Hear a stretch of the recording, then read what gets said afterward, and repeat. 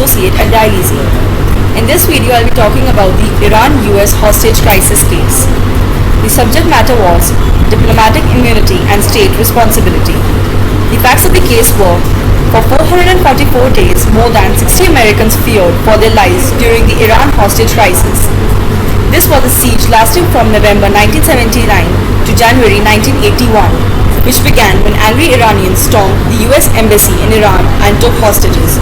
The United States filed an application with the court following Iranian radicals' seizure of its embassy in Tehran on 4th November 1979 and the abduction and detention of its diplomatic and consular employees as hostages. The issues arose in the case was the Iranian government in any way responsible for the actions and was it complicit to the extent of the responsibility and obligations it owed as the host state to the diplomats.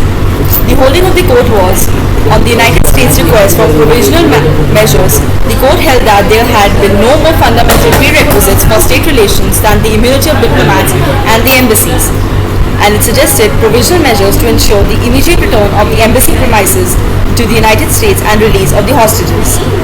In its judgment on the court, remarked that Iran had breached and was still contravening obligations owed by it to the United States under the existing conventions between the two nations and rules of general international law, that the violated engaged its obligation and that the Iranian state was obligated to secure the immediate release.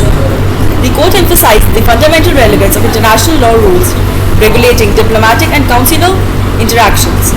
It stated that while the actions of militants could not be attributed directly to the Iranian nation due to lack of sufficient information, the Iranian state had done nothing to prevent the attack, stop it before it was completed, or compel the insurgents to disengage from the facilities and release the hostages. The court recognized that after 4th November 1979, some organs of the Iranian state supported and determined to perpetuate the acts complained of, transforming them into acts of the Iranian state.